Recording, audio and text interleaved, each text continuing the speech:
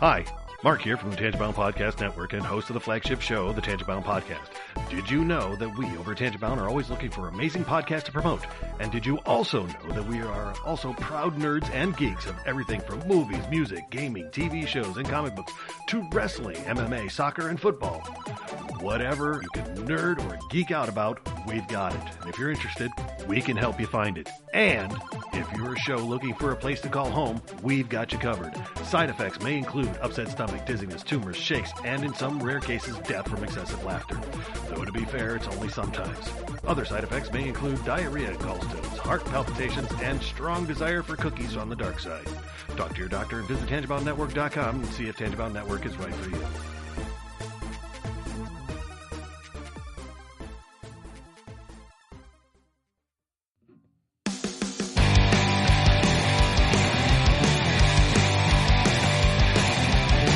Sucks to the last drop. Are you gonna blow your head off? Take good aim and don't forget to duck. A life sucks every Monday and all the way to Sunday, but I wouldn't have it any other way. I don't care how you're doing, what's up or how's it hanging. I'd like to buy this world one last drink. Life sucks all of the time. Stick it up your sunshine, and then you'll see the clouds every day. And then you'll see the clouds every day. And then you'll see the clouds every day.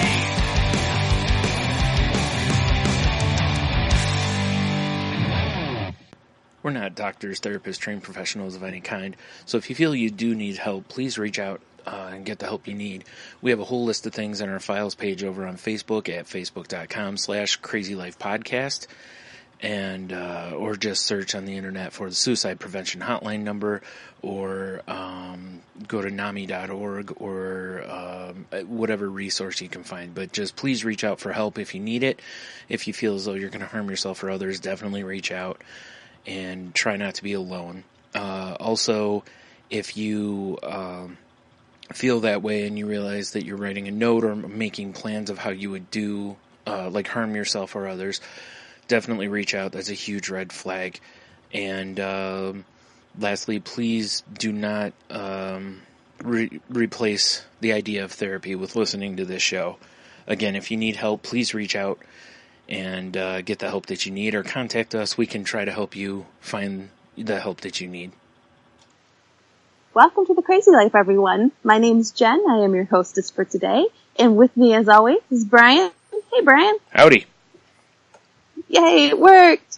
Sorry, folks, we were experiencing some technical difficulties earlier, so just excited that we got things going. Yep. Well, with that being said, I guess I have to start us off because I was not here last week, huh? Correct. Yeah, them's the rules. Well, I wasn't able to join Hannah and Brian last week because I was unfortunately working. So, it's good, but it's bad. It's good because working is always good. Mm-hmm. You know, making money is always a positive and brings lots of positive things into your life. But, I'm pushing again the 55-hour weeks and eves. I'm not liking that. Yeah, I imagine not liking that. So, right. You know, and that's, you know, doing five nights of 10, 11 hour days, or 10, 11 hour night. It gets tiring, and even my days off, I can feel that I'm just not myself. Right. Well, yeah, it makes sense because you're pushing your reserve energy, you know, down too far to where normally if you were at, say, 50%, you get a day off, you recharge, you're ready to get back after it, you know, and you're running yourself low again, so it takes longer to recharge. They were talking about doing mandatory 6 days a week. Oh, jeez. And yeah, that's the first time that I've ever thought about basically utilizing the people with disabilities act. Right. because that's just not possible for me to do. Not and keep my mental balance. Right. I mean, I could do maybe 1 week of 60 hours, 60 plus hours, but I could not do that for an entire month. Yeah. It's just not happening. Right. So, and, I am, we've talked about before how, it's definitely a personal choice whether you decide to put mental illness on your not on your resume, but on the application they ask.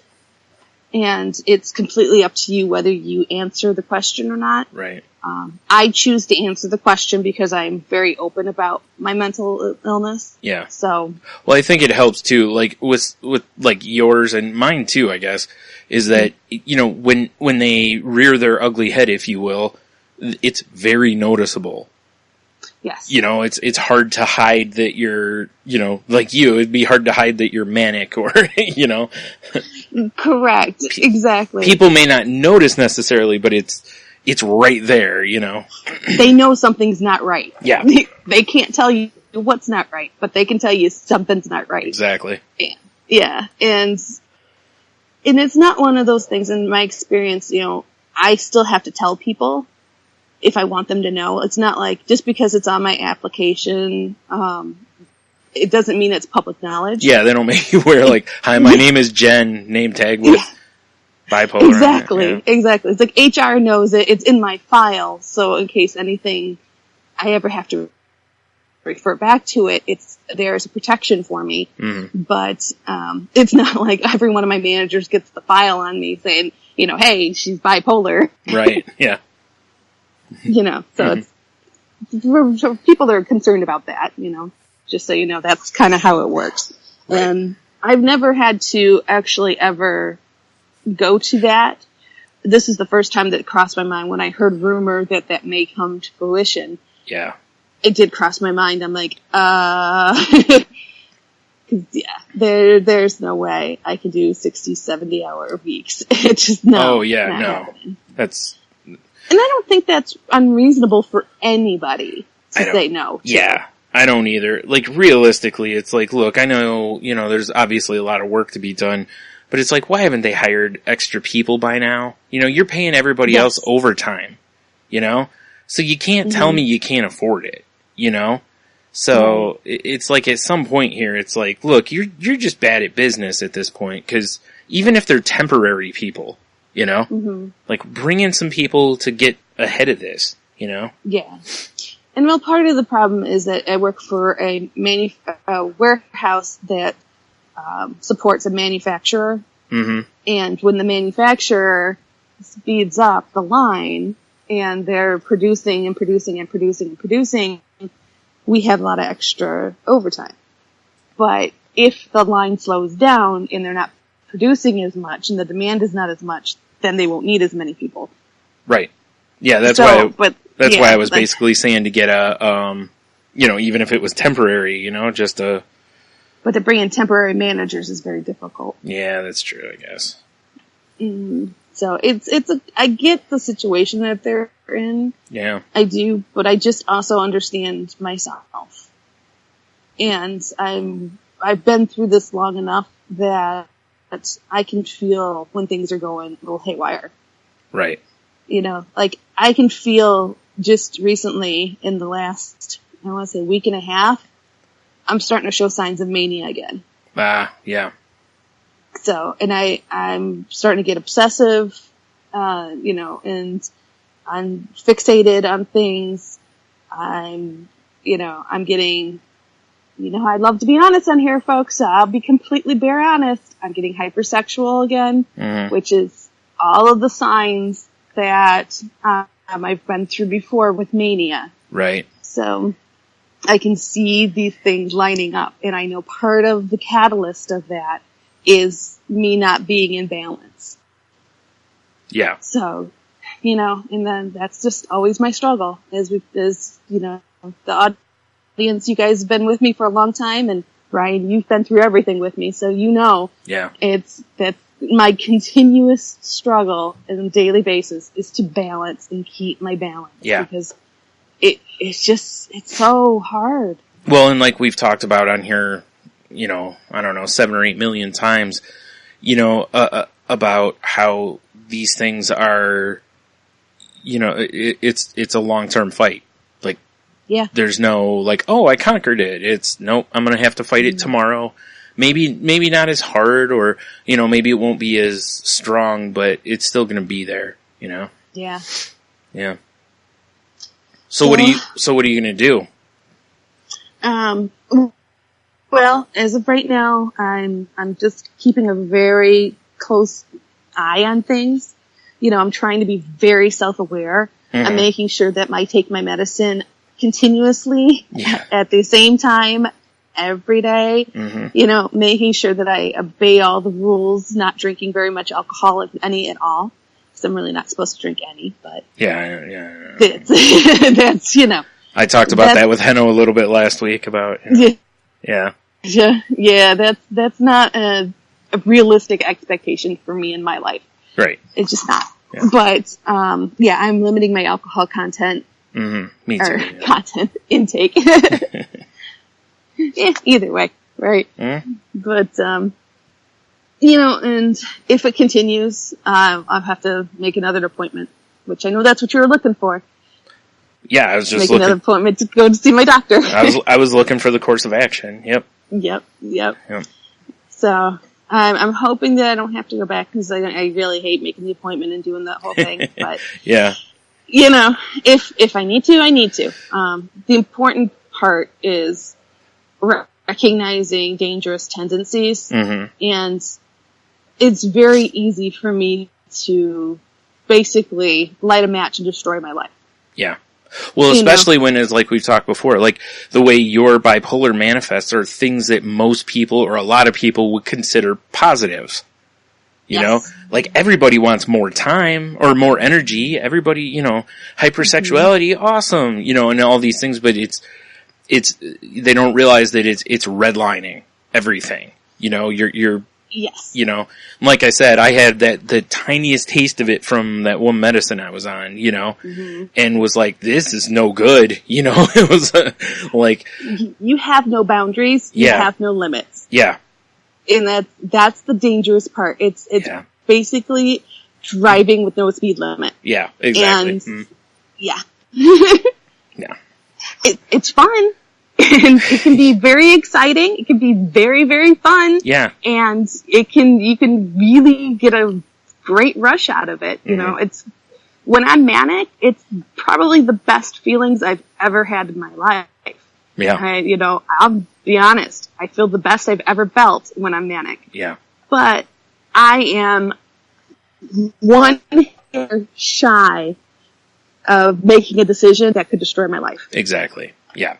You know, at any moment, I could very easily just tip over the edge and blow things up. Right. And these are not decisions that I would make when I'm in a normal state of mind.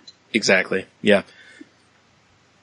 So that's the big key behind it. Right, which is why it's so important to keep it, you know, keep your control.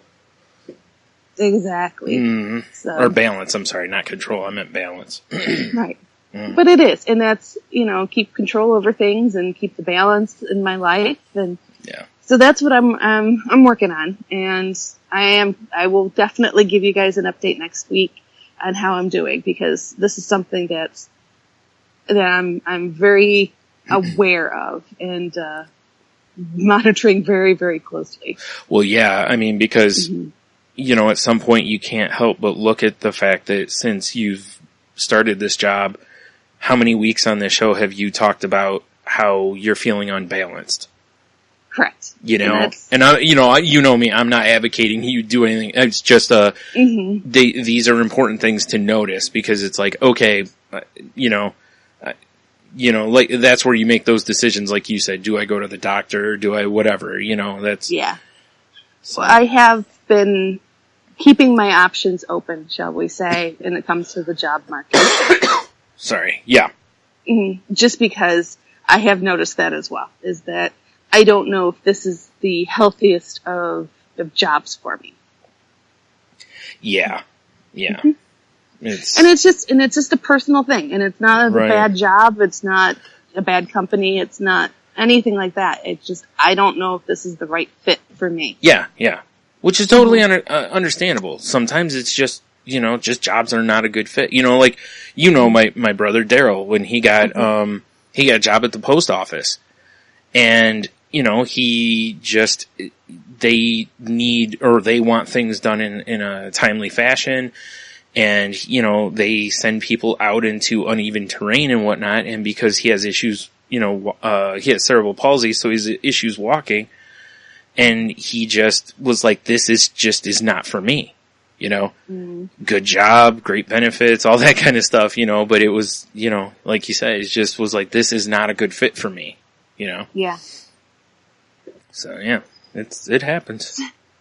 So I'm not doing anything drastic or dramatic or anything about it, but I'm just gonna kind of just keep my options open and just kind of see where the road takes me. Yeah. Just making sure I keep my seatbelt buckled. That's the key. That's a good plan, because that really is. I mean, I've heard similar analogies about bipolar and mania before, that it's kind of like that. Like you said, it's driving with no speed limit and just doing whatever you want, sometimes. So, yeah. Yeah. Cause it's pretty powerful. I mean, there's no real way for me, I could try to explain it all day long, I'm sure. And it's just, I can only imagine it's what daredevils feel like. It's that adrenaline rush that you get. Mm-hmm. When you're doing, the extreme sports and stuff like that. Right. That's having that course through your veins at all time. Yeah. It's just, it's pretty darn amazing. Yeah. And it's very dangerous. It is. Like I told you, when I was going through it with that medicine, it was, at first I was like, this is awesome, and after a couple days I'm like, this is exhausting. So, and that I only had it for a week or two, so it's right. Yeah.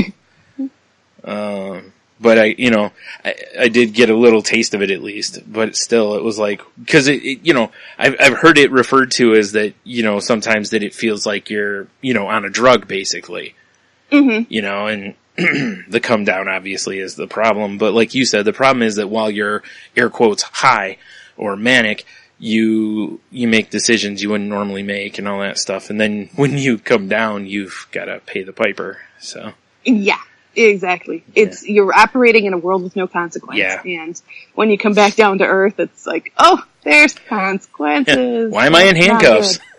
Yeah, exactly. Right. And that's the type of decisions we're talking about, folks, just to kind of keep you keep in perspective. Right. We're not talking about, you having 2 milkshakes in a meal, which can happen. Maybe. But, yeah. We're not talking just having some overindulgences. Right. We're talking making decisions that could end in handcuffs, could end in divorces. Yeah, exactly. Yeah. No bueno. Yeah. Completely blow up your life, the life that you have. Mm-hmm. And that's where you start getting into the real troubles. Yeah. And we don't want. No. Well, I'm glad you've got a plan, because, like you're ahead of it in that you're noticing it, you're aware of this stuff, and staying on top of it, like you said, makes a big difference, because if you see you can't handle it, you know what to do, it's. Yes. And if you think you can handle it, that's fine, as long as you're not being delusional. But yeah, you know what I'm saying, though. So it's good, though, that you're, you recognized it and you're trying to stay on top of it. So, and that is my win for the week: is being self-aware enough and being able to own it, to say that I'm not doing okay right now. Yeah. Exactly. As we've said before in here, it's okay to not be okay. It happens. It's part of the process. Yeah. And it's the funniest thing with bipolar, because I can honestly say I'm not doing okay right now. Yeah. I'm fine with that, because I know I'm doing things to get better. Right. But anyone from the outside looking in would never, ever, ever imagine that I'm not doing okay. Right, unless somehow they have bipolar knowledge, Yeah. Cause I mean, I could even tell someone I'm bipolar and when you're manic, they just think you're just having a good time. Mm-hmm. Yeah. Cause like I said before, it's like no one sees the kind of mania you get as negative, you know? As dangerous or negative. Exactly. Yeah, that's more of it. Dangerous. That's a better word. Yeah. Because people, you know, like I said, who wouldn't want more energy? You know, you'd like more sex. A lot of people be all for that, you know. It's Exactly. It's like, no, you don't understand. I want all the things. Not just a little more. I want all the things. Yeah. Exactly. Yeah. Yes. But, so that's where I'm at, and that's what's going on in my life. So how about you, Brian? What's going on with you? I've had a pretty boring week, essentially, because I've had a cold all week. That sucks. Yeah. And, I don't know if it's one I got from somebody, or I thought it was just, you know, a sinus thing that I get kind of every year. Mm-hmm. But I don't think it is. It hasn't quite behaved the same way. Like the cough won't quite go away. So, usually by now I'm done coughing. I'm usually sneezing like a maniac, and I'm not so much doing that. So, I'm feeling better though. I mean, obviously anyone listening, you've heard me coughing. I'm still doing that, but otherwise my energy level is back. So basically, the only thing I'm trying to think what I've done, the only thing I really did was I went up to, pick up my glasses. So I got a new pair of glasses, and, you know, which is cool. I'm very happy with them and everything, so that's awesome. Nice. Yeah. The downside, of course, with the cold is that a few days there I had no energy and basically just felt like doing nothing but lying around. And those things are not good for depression, so.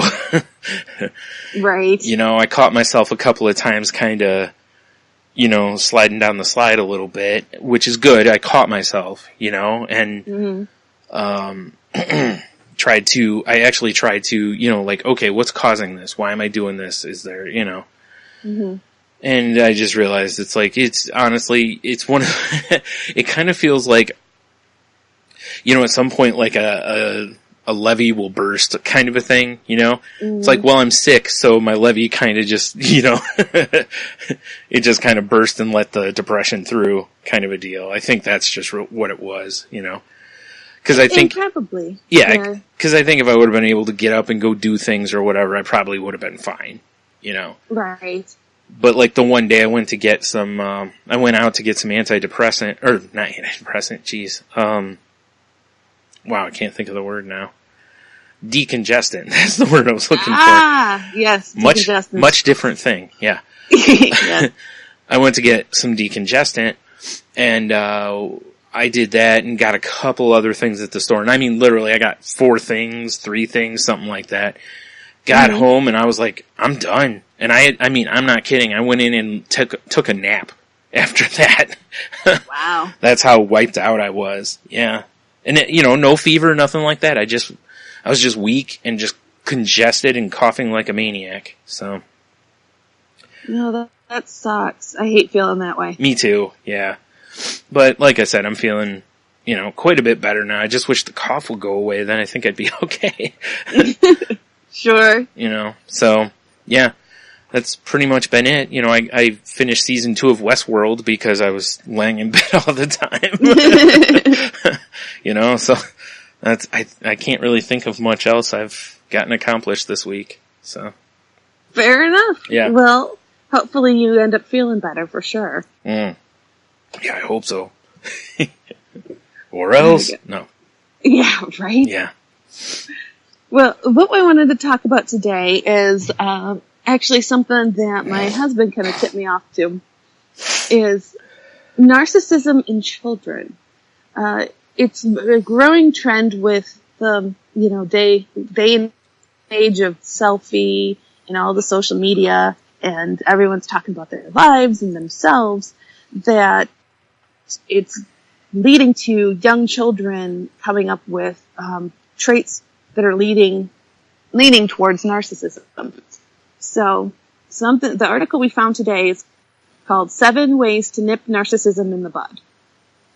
So, have you heard there's a new study creating quite a buzz, probably amongst your friends too. It found parents have a key role in whether their children become little despots. I'm not familiar with that word. But anyways, I guess we'll move on. The findings published in the Proceedings of the National Academy of Sciences found that parents who overvalue their kids between the ages of 7 and 11 raise children who score higher in tests of narcissism. In other words, parents who describe their offspring as more special than other children and as deserving something extra in life had kids who think they're God's gift to the world. Huh? I can see that. Children believe it when their parents tell them that they are more special than others, said Brad Bushman, co-author of the study and professor of communication and psychology at The Ohio State University. That may not be good for them or for society. It comes as no surprise that having children who think they are better than everyone else at anything they do isn't a good thing, for the kids themselves and for society at large. And kids can attest, parents are some of the worst when it comes to bragging about the kids' achievements. So, I think we can all say that we have met those parents, and maybe even have been those parents at time, that you're especially proud, especially proud? You know, especially proud, no X, of your children. And you want to brag about them, which is great. Sure. You should brag about your children. Yeah, why not? But when it comes to entitlement and raising your child to feel entitled, it brings up a whole another bag of wax there, or ball of wax, I should say. Yeah, because you want them to be confident, but you don't want them to be like a jerk about it. Yeah, exactly. Yeah. So, in the article it says, what struck me the most about the study was that in helping our children develop a healthy self-esteem, we can so easily slip into overvaluing their performances, which can lead to narcissistic attitude. As Eddie Brummelman, lead author of the study and a postdoctoral researcher at the University of Amsterdam, put it, rather than raising self-esteem, overvaluing practices may inadvertently raise levels of narcissism. Now, I will say, I love my parents. I have 3 of them. I have mom and dad and a stepdad. They were not the best at overvaluing, because they were, my mom especially, was a very lovely lady, but she always kind of downplayed things and downplayed my achievements. You know? Yeah. And I think because of this reason, she didn't want me to get narcissistic, and I appreciate that. But on the flip side, I could have used a little bit more oomph behind her. Yeah. That was an over-adjustment. Yeah. Yeah, exactly. I could have used a little bit more excitement, you know, growing up. You know, it would have been nice, but I kind of can see that, but. Yeah. No. Parents should read the findings as warning label that I'll start that again. Parents should read the findings as a warning that labeling their kids as extra special may not be the self-esteem booster previously thought. When I first started doing this research in the 1990s, I used to think that my children should be treated like they were extra special, said Brummelman. I'm careful not to do that now. So, what are we going to do about it, folks? Here are the 7 ways we as parents can keep narcissism at bay in our kids and avoid overusing praise. So, I think this kind of goes for aunts and uncles and grandparents and, you know, teachers, all of us that interact with kids. I think these are pretty valid points and good things that we can take away some information from. You know, it's funny too, because like for me, anytime somebody did overvalue something I did, it made me feel like they were putting pressure on me. Even though they weren't necessarily, it was me putting that pressure on me to keep living to that standard, but it made me feel that way, you know, like, if my grades aren't high enough, and you know, my parents didn't really overvalue stuff. They were very supportive of me, but they were never like, oh, you're the best at this, you know. They would just say, like, you're good at this or whatever, but they wouldn't say, you know, I don't know, whatever, you know. You're like, the best ever. Yeah, exactly. Yeah. I mean, even though I was, yeah. Sure. I know you better than that to know that you would never say something like that without being a little tongue-in-cheek. Right. I don't know. I took that narcissism test for salty language, and I ranked pretty high. Well, the first one is love your kids warts and all. The more we view our children as flawed, like we ourselves are, the more we will be able to love them in their imperfect state. None of us are perfect, and when we can accept that our children are not all geniuses or the next great sports star, that they are in fact wonderfully ordinary and average, we'll be able to relax and enjoy them for who they are right now. The ability to recognize the failings and to still love and accept them is one of the greatest gifts we can give our children. Amen to that. Yeah. My goodness. I agree. I've always been in the camp of, when you see parents telling their kids that, they just keep heaping the praise and stuff. In my head, I'm always like, dial it back a little bit, because, not everybody's gonna be, like you just said, if you want to be a pro basketball player, encourage the kid, but at the same time, be realistic in that, there's only a handful of people that make it, and even the lowest, the worst player in the NBA is still an amazing basketball player, Yeah. And like I told I did a junior achievement event one time when I was talking with 7th graders, and I'll never forget this young kid. He was maybe 4'10", 4'11". Yeah. And I was asking the class, I'm like, what do you want to do? What do you want to be? What's your passion? And the kid raised his hand. He's like, I'm passionate about basketball. And the class all kind of laughed. Right. And I just looked at him and I said, that's absolutely awesome that you're passionate about basketball. I said, what does that passion mean to you?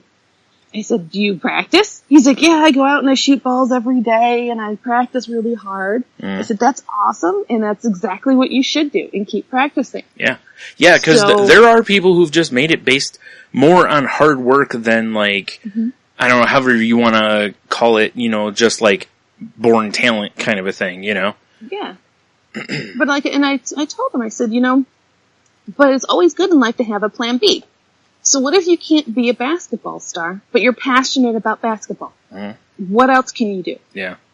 And I had the whole class come up with ideas. So, of course, we're talking about announcers or coaching or water boy, right? A mascot or, owner of a team. And there's so many different options that he can do and still be involved in basketball that doesn't actually require him playing basketball. Right.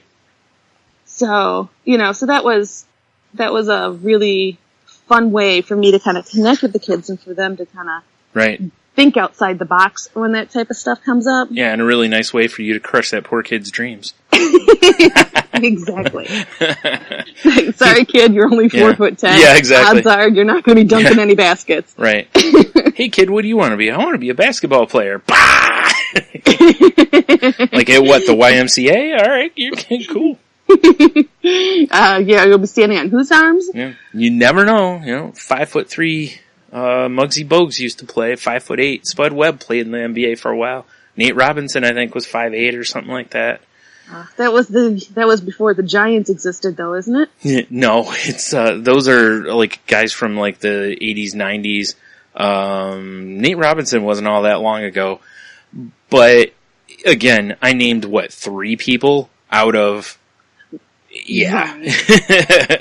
That math is not on your side, for sure. The next one is stick to the point with your praise. Think about how you feel when someone says good job, as opposed to, you really nailed that presentation by including those questions and gave us something to think about going forward with this project. Yeah. General praise is much less meaningful. So, I agree. Mm-hmm. Yeah. Let's see. Next one's praise the present. When we talk in terms of always or never, we negate the effort right in front of us. We also mar the satisfaction in the job well done. That job is lumped in with the past and the future. This means we shouldn't tell our kids, you always do such a nice job, when referring to their room cleaning. We should say something like, you did a good job on your room today. That anchors the praise in the present and shows the child it's her current effort that's being complimented, not his general achievement. Which I think is what I was getting into before you started the list. You know, because if you just say you did really good here, the kind of a thing, then that would be, you know, less stressful to someone like me than if you kept saying, you know, you always do this the best, you know? Right. Now you've basically just told me, you know, in my head, what you said is, you know, you have to do this or I'll be disappointed, you know? Yeah, exactly. Mm-hmm. Next one is be sparing but not a miser with your praise. Kids don't need a lot of praise to build their self-esteem. The more you praise, the more the child craves compliments. When your child has an overload of praise, she will start to crave it by asking you to compliment every effort she makes. Yeah. Overpraising can lead to a child viewing your compliments as meaningless and not special. Yeah, that is a troublesome one. Yeah, it is. Because, I mean, it's very easy for parents, I'm assuming, because I'm not a parent myself, but Right. I can imagine it's very easy to fall into that trap because everything your child does is special to you because it's your child. Right. Then it should be special. Yeah. But you can't spoil them with compliments either. Right.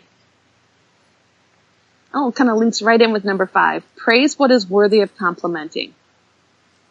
Yeah, more often than not, we tend not to think about what we're praising for our children. I'm as apt to toss off a generic, oh, great job, dear, as I am to truly think about what I'm complimenting my son's efforts. If we praise everything a child does, the praise loses effectiveness. Yeah. Yeah.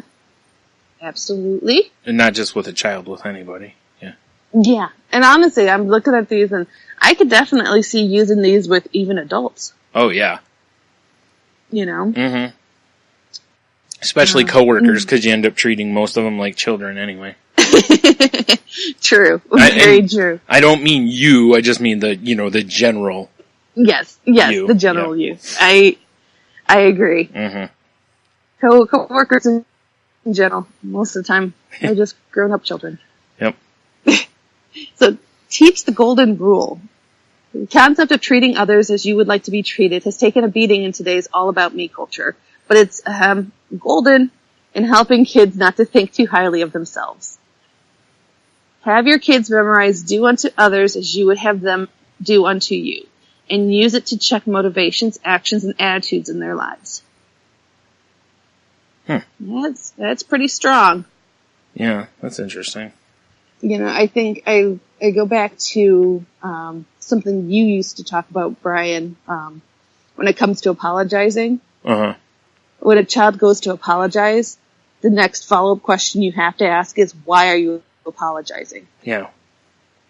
You know, it's important for them to understand, not that you do something, you apologize, and it's over. Right. Yeah. You have to comprehend what happened. I can't remember, it was something I read, but I remember saying something similar, which was, you know, apologies are like take a plate, drop it on the floor, and then tell it you're sorry. You know, does the plate reform? Mm-hmm. Nope. And that is exactly what can happen with people too, you know, and that's something that I've always seen is really important, is that, you know, you do have to understand sometimes that apologies, first of all, like as Heno said when he was doing, I can't think of the word for it now. When you're trying to right wrongs from the past, or apologizing at least for it, and make amends. Yeah, exactly. Yeah, that sometimes people will say, no, I don't accept your apology, you know, and sometimes your apology doesn't, it may be the beginning of healing, but it doesn't automatically make things better, you know? Right. You're right, and that's a really tough pill to swallow, but it's a very important one for all of us to know and to learn, which is apologies can't always fix everything. Yep. Like I said, they're generally a good start. Mm-hmm. You know? Well, number 7 is walk in their shoes. Along with the golden rule is the ability to empathize with others, the flip side of narcissism. The more we can guide our children into thinking about how the situation looks from the other person's point of view, the less likely they will develop an attitude of superiority. Huh? Yeah. It's not fair. Yeah. It's not fair. Yeah. I'm so tired of those words. It's worse when it's an adult. Oh gosh, yes. When it's a kid, it's like, well, they haven't quite figured it out yet. You know, like they will. They'll see eventually that things are not fair. But when adults do it, it's like, come on, you know? Yeah. It's like, you don't understand. If you look at it from the other person's perspective, they're seeing it as quite fair. Yeah. Or maybe they see it as not fair the way, you know, it worked out for you. Yeah. So it's like, you know, you gotta look at all the different sides of things. Mm. So, these are just some of the ways we can work with our children to have a healthy, open-handed approach to life. Yeah. So it kind of goes on a little bit from there. But I just read it and I thought, you know, I wanted us to have a chance to kind of touch base on it. Mm. We don't have a ton of experience because, you know, neither of us have kids. Mm. But definitely felt it was worth talking about. Yeah. Because it, you know, again, like a lot of the stuff we talk about on here, you know, we've, you know, as I say at the end of every episode or whatever, you know, or the beginning, I don't remember where I put that, but, you know, that we're not doctors, therapists, trained professionals, you know, we're not experts on anything. So it's, but, you know, you can see stuff. You can see people feeding narcissism, you know? Whether it's in adults or in children or whatever, you know, just because you're not directly in their scenario doesn't mean that you can't see things, you know? Right. So, and like a lot of the stuff we talk about on here, it's just like, you know, if you didn't realize these things before, if your eyes are, you know, become open to that now, then great, you know, or look more into it kind of a thing. Because, you know, most people are not trying to raise narcissists, you know. Right. You know, so it's, you know, and there's also going to be, you know, outside factors too, you know, like sometimes kids are just, they just rub stuff into other kids and they're just a jerk about, you know, and don't care about those other kids. That's why it's so important for, like, kids to see, like, you know, I was brought up to, no matter what someone else, what their situation is to try to understand it, you know? Yeah. Whether they were, you know, like somebody who was homeless or, you know, like elderly people that are, you know, suffering from like the dementia or something like that, or people with various handicaps. You know, again, I have a brother with multiple handicaps, so it's, you know, those kind of things were instilled in me as a kid. So that kept me from being, you know, that kept me, empathetic for other people, you know, like, and not that all these groups, you know, aren't strong, can't do things, none of that kind of garbage, but at least I can try to have an understanding of why something may be difficult for someone, you know? Yeah. That kind of stuff.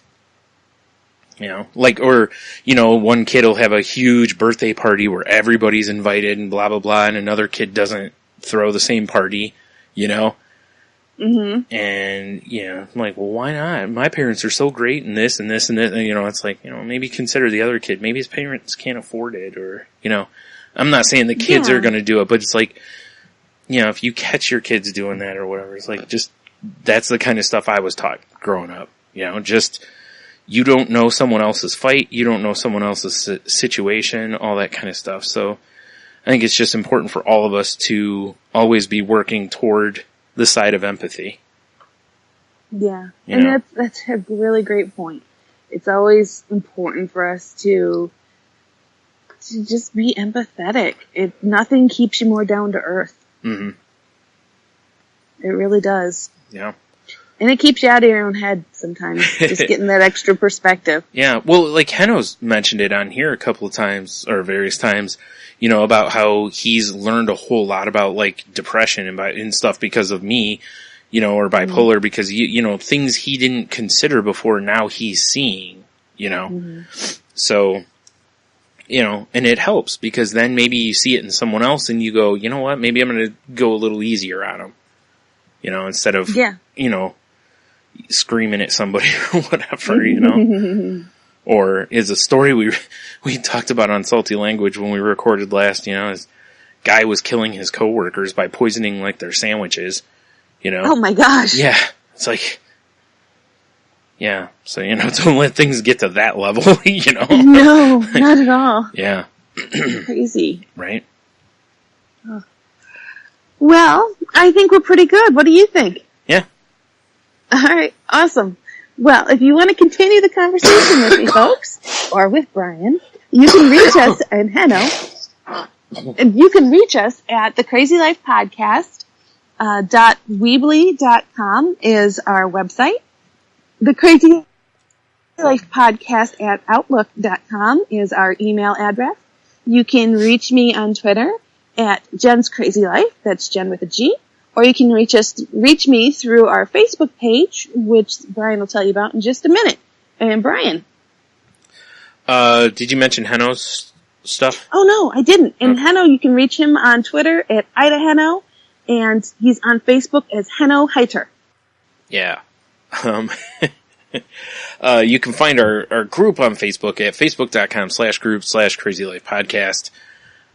You know, if you want to reach out to any of us on there, we can all see those messages, or, you know, make sure the person you're addressing gets it, however you want to look at that.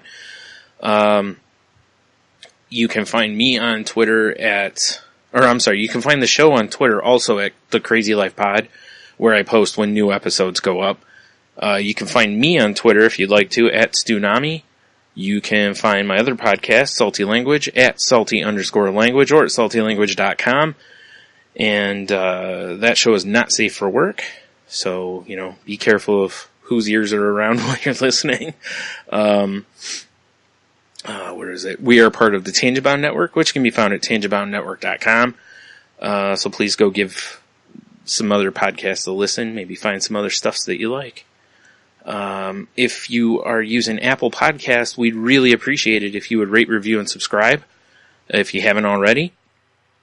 Or if you're using Spotify, Stitcher, or other podcast apps, please share our episodes, or like and share them on there, however the app works, to help us maybe get some new listeners. Also, the same thing goes for like our Twitter posts or our Facebook posts. You know, please share them with others, and you know, maybe we can.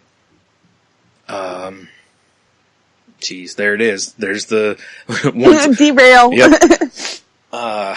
Help us find some new listeners. That's what I was going for. I think. I don't know. I think that's all the link stuff, right? Yeah, looks like it. So, if you feel that you need help, please reach out. Please, go see a doctor if you feel you need help. Please don't self-diagnose. Please don't, get on WebMD and make yourself terrified. Just please go talk to your doctor, or go to a doctor, however you need to. And reach out to someone else also. If you're a person who doesn't really have these things, reach out to anybody in your life. Like if someone's had a rough go recently, whether it's a family loss or a divorce or money situations or lost their job, anything like that, reach out to them and make sure that they're doing okay. But also reach out to the friends of yours that always seem like they're okay, because sometimes that mask is the most dangerous. Yes. If you feel as though you may harm yourself or others, definitely reach out to somebody and try not to be alone. There's all sorts of help out there, online for you. There's text lines, there's phone numbers you can call. We have a list of them over on our Facebook page. But call a friend, go to a hospital, whatever it is you need to do to try to not, hurt yourself or others. And, even if you catch yourself like in the planning stages, like writing a note or planning how you would do something, that's a giant red flag. So please reach out to somebody and try to stop it before it becomes something major.